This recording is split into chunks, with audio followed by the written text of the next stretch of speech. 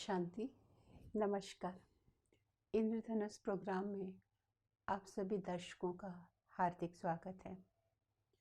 आज के दौर में इंसान भय, चिंता, तनाव से ग्रस्त है।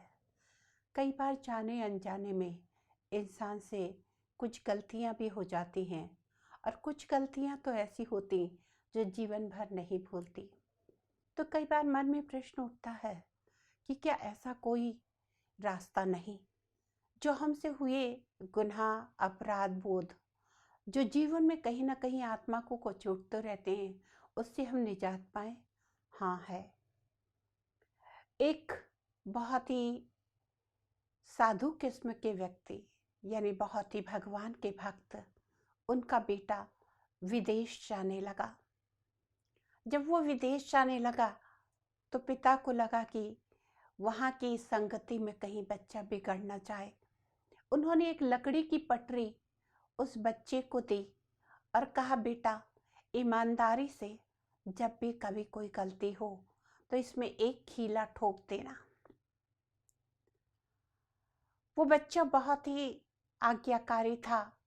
विदेश गया, रोज रात को जब लौट के आता तो सोचता दिन भर में कोई गलती तो नहीं हुई, और उसे याद आता कि हाँ, ये तो आज मैंने झूठ बोला था या कुछ गलत किया था, और वो खीला ठोक देता।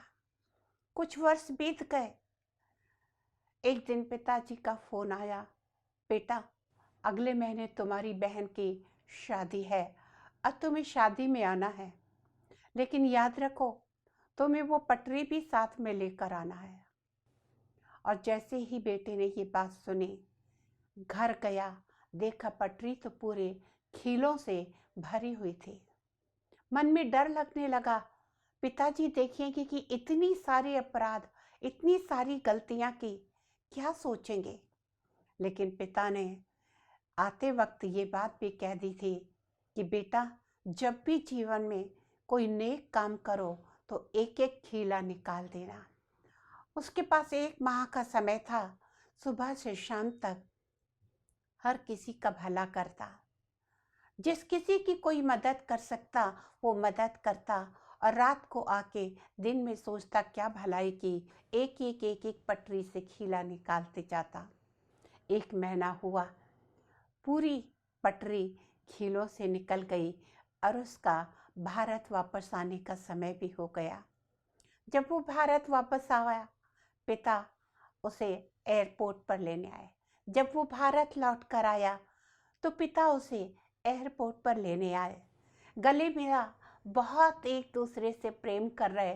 और उसी समय पिताजी ने कहा, मेरे राजे बेटे, मैंने तुम्हें वो जो पटरी दी थी वो मुझे दो। पिता ने कहा, मेरे राजा बेटा, मैंने जो पटरी तुम्हें दी थी वो मुझे दिखाओ। बच्चा जोर जोर से रोने लगा। कहा, क्या हुआ? कुछ नहीं। कहा, क्या हुआ? कहा, कुछ नहीं। कहा, मुझे पटरी चाहिए। बेटे ने बैग में से निकाल के वो लकड़ी की पटरी पिताजी को दे दी। पिताजी देखकर खुश हो गए। कहा, बेटा इसमें तो एक भी कीला नहीं है।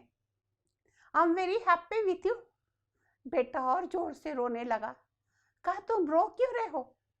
कहा, पिताजी खीले तो नहीं हैं, लेकिन पटरी में जो होल हो गए हैं, जो छेद हो गए हैं, वो तो मेरी आत्मा को कचोटते हैं कि मैंने गलती तो की थी।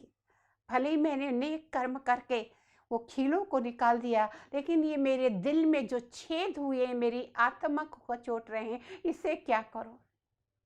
तब पिता ने कहा, घबराने की बात नहीं, हमारी संस्कृति सर्वश्रेष्ठ संस्कृति है। चलो तुम्हें एक जगह ऐसे ले चलता हूँ जहाँ जाकर ये छेद भी जो तुम्हें लगता है तुम्हारी आत्मा पे बोझ बने हुए हैं वो मिट जाएंगे।